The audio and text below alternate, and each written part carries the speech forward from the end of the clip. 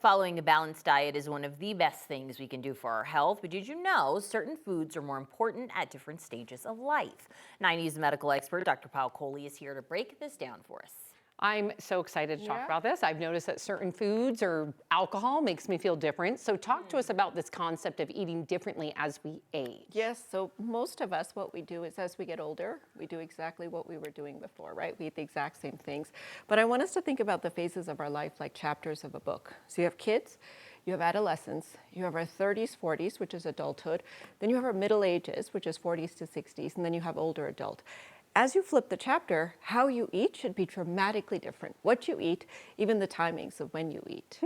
How do a woman's body, aging body, affect this? Hormones, menopause, Good those question. sorts of things. Yeah, so we start to lose muscle mass, ladies, in our 30s. So we've already started to lose muscle mass. So by the time we hit 30, we really ought to be thinking about protein loading.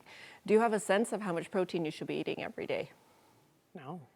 So about 90 grams a day. And the way you want to eat that is spread it out 30, 30, and 30. So what most of us do is eat dinner that's very large, and that's where we consume most of our protein-rich foods. And so we end up being protein deficient. So as a woman's body ages, protein is one of the biggest things she needs to do. She also starts to lose bone density as she gets older, especially perimenopause, postmenopause.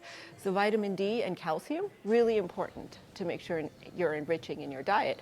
And you know, we tell our kids they need to eat high-fat foods because their brains are developing, their bodies are developing. We tell our teenagers they need to eat calorie-dense foods. But when we get into our 30s and 40s, our metabolism starts to slow down. So it's not so much the calories that we need, it's the nutrient density. So the types of foods that we're eating needs to start to change as well. And you touched a little bit on kids and teens, but what would you recommend they eat? A kid right now, a teen right now? How is that different from what Alex and I would be eating? It was so funny because they did this fascinating study during World War II where they had to ration out the food. And that allowed us to study how kids' bodies develop. And if a child is not exposed to much sugar, either in the womb or to the first 1,000 days of life, their risk of having cardiovascular disease as an adult, 20% lower. Risk of stroke, 31% lower. So we need to move away from sugars for our kids to really the good, healthy fats that we need to be feeding our kids. And again, lots and lots of calories because they're in the growing phase. They have the growth hormone. With our adolescents and teens, we need to start to shift to more of a Mediterranean diet, but again, a very rich in calories because they're growing as well. The puberty hormones are kicking in and lots of food for brain health.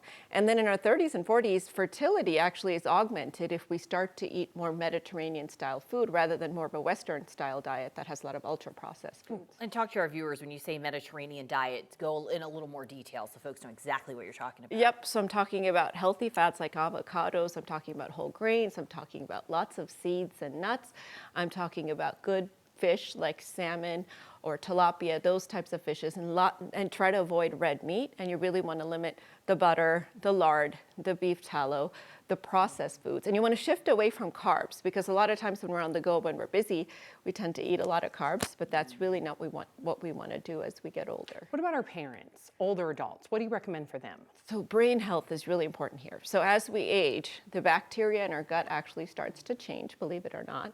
So we have less bacteria, less diverse bacteria, less good bacteria, and the way that it ferments our food is also different. So we need to start to shift away from processed foods because it starts to create inflammation if we eat those. We need to eat fewer calories as we age, which again, people don't understand, but we need to make sure that we're eating lots of fiber and lots of protein.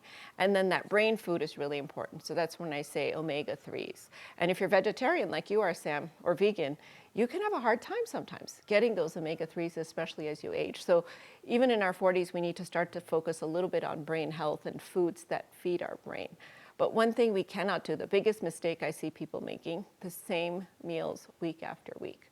So what I want us to do is sit down and be active about what phase of our life we're in, how our hormones are changing, what is happening to muscle mass, and then really customize a diet based on that. Really good information. Dr. Kohli, thank you.